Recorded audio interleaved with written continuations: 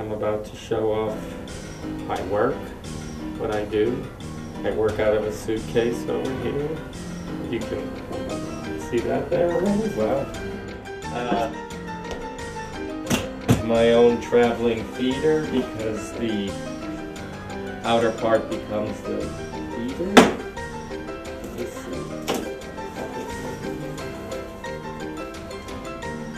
So we got this guy. He's very loose. You know, I throw him at the kids. ¿Todo bien? High 5,000. Bien, bien. Boom. How about you? Want a hook tag? So this is the silly scare kid. What's his job? He's got to scare away the what? What kind of birds? Scarecrow, rat. Do you think he ever scared any crows? You know what happened with me and them crows? They took one look at this sweet little face and they didn't get scared. Instead, this is what they did. They started flying right at the farm. They started flying right at me.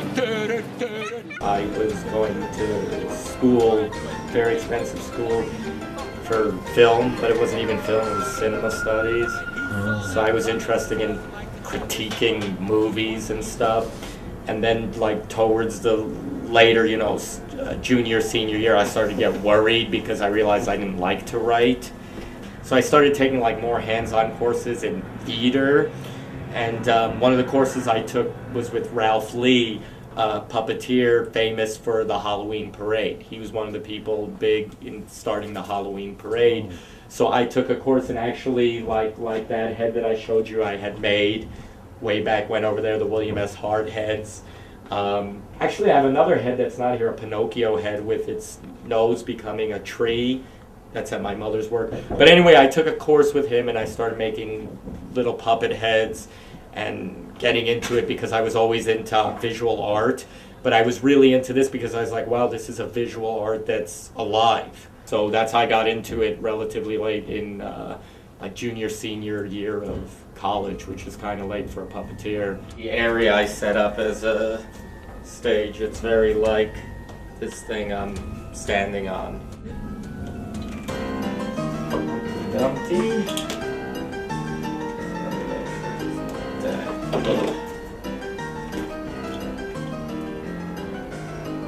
They can get messed up and that would stop everything, but uh-oh.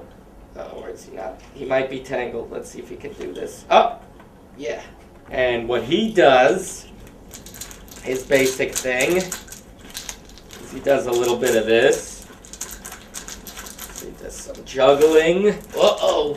Look at that. He's embarrassing me because it's getting stuck. That's what happens with strings. Are you okay now? I'm going to have to fix him up now. The other thing he attempts to do is put it on his head. So, hold on, let me see. There he goes. On his head. And then, you know, that proves how balanced he is. Because of his New Balance.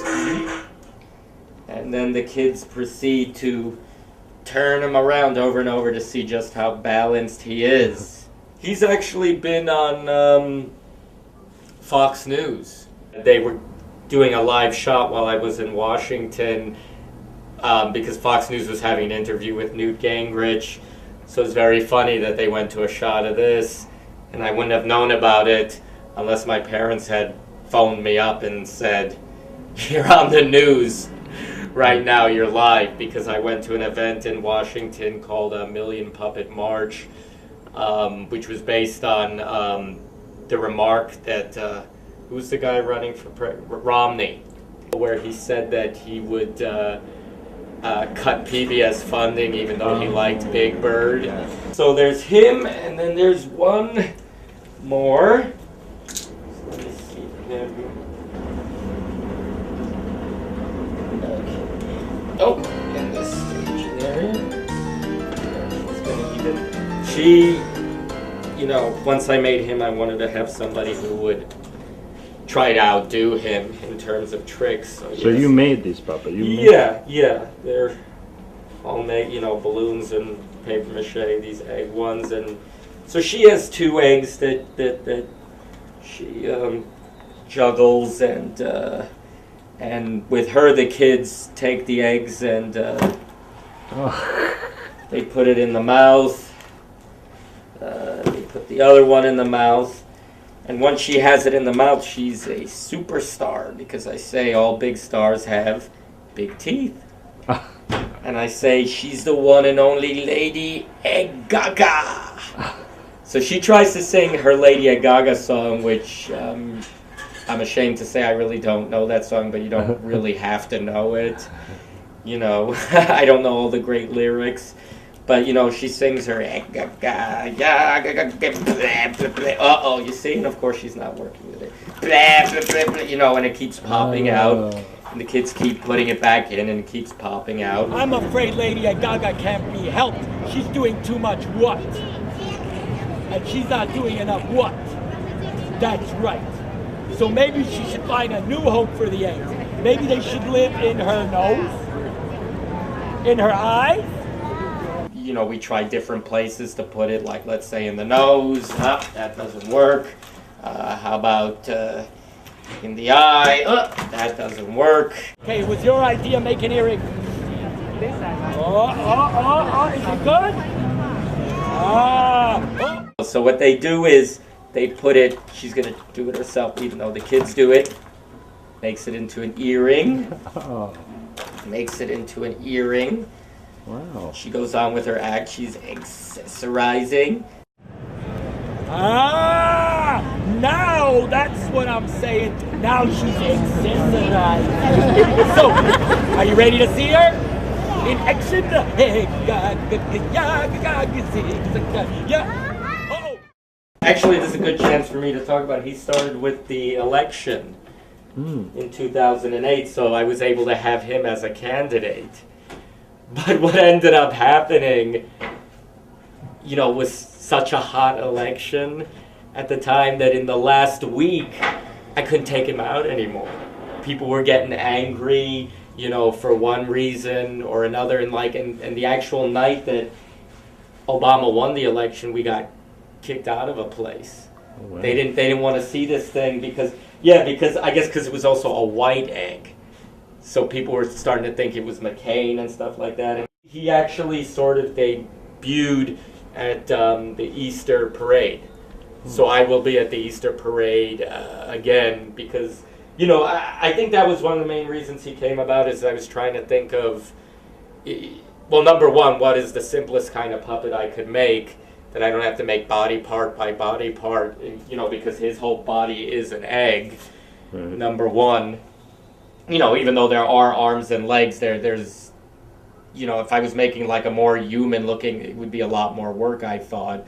So I thought this would be the easiest one to begin with. And also, I always did stuff at the Easter parade, so I thought this would be the perfect kind of thing for the Easter parade. It's not even really a parade, it's just people marching back and forth on closed streets, and a lot of street entertainers set up. So that was the excuse to make it. He's 2008.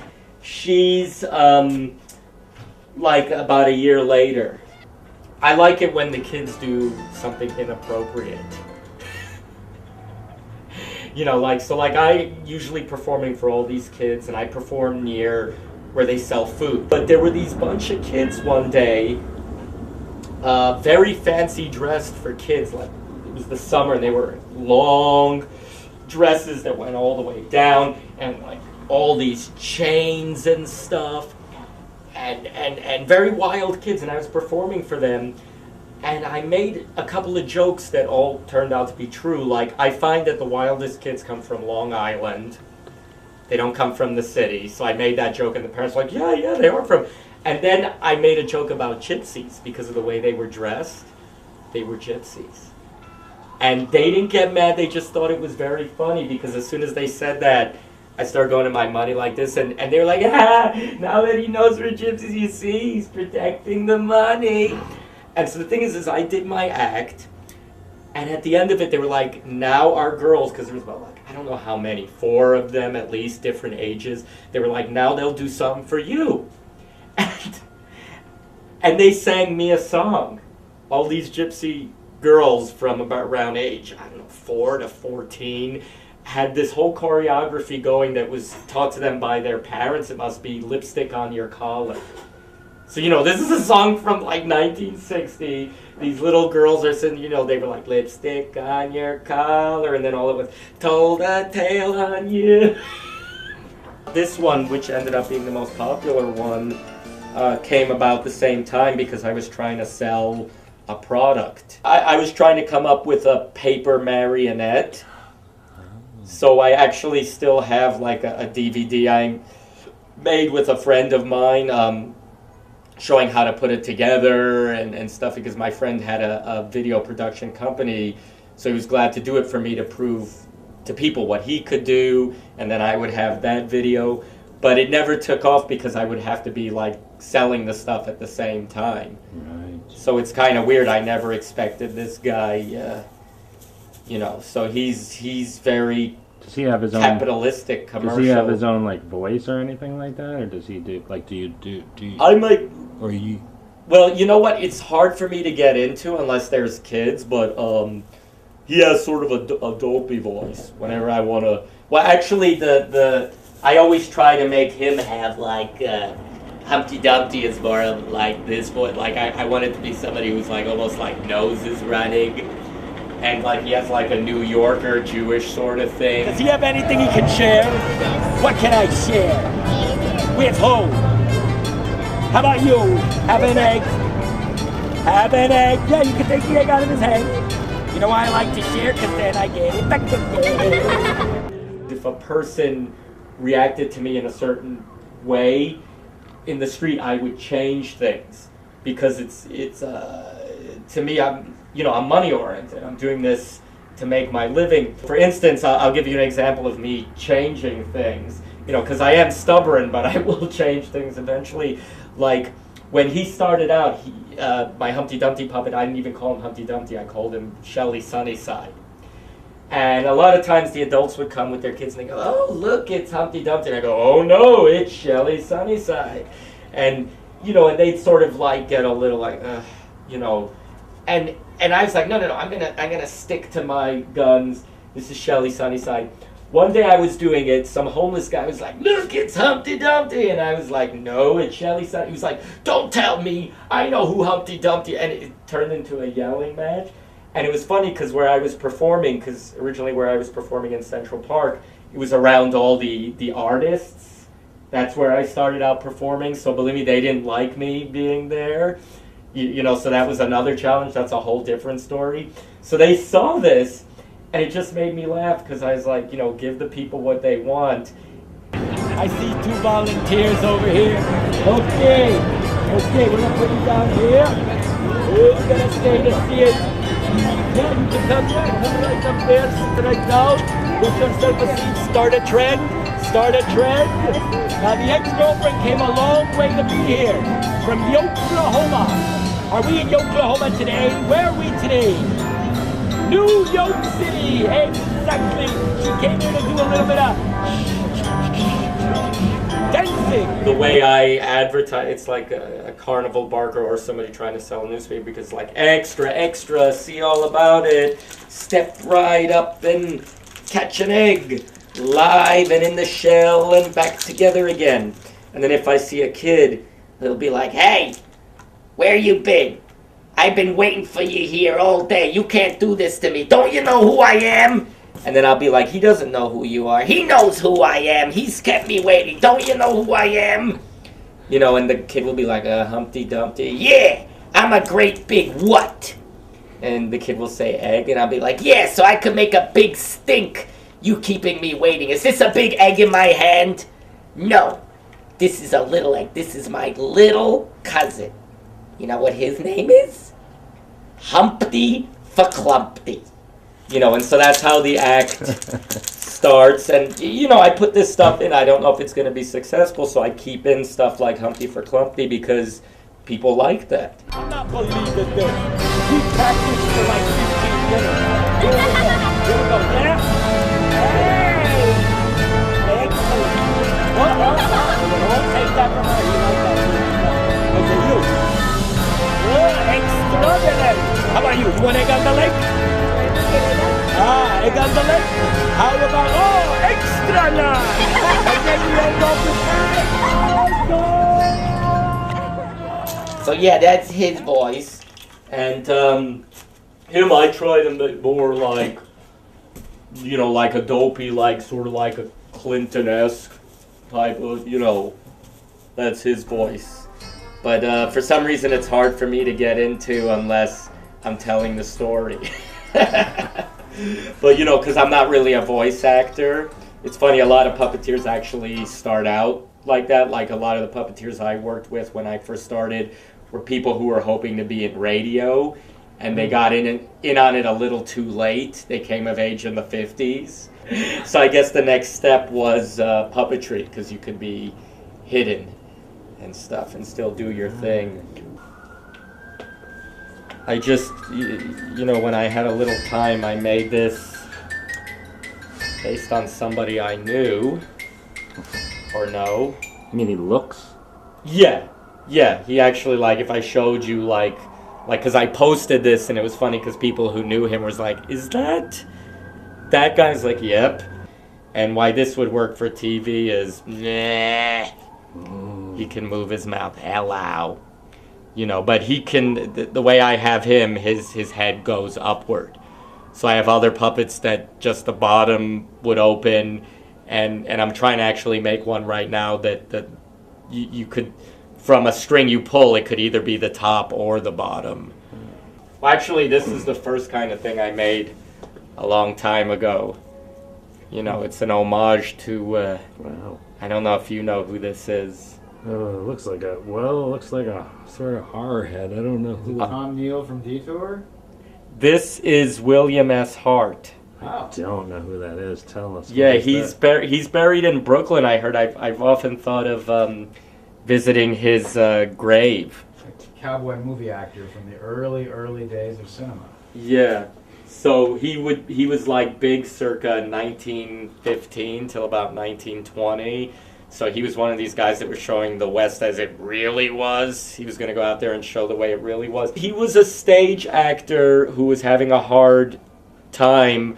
He was actually in the original Ben-Hur as the villain. I don't know what the name of that was, but he... Masala, yeah, that was probably it.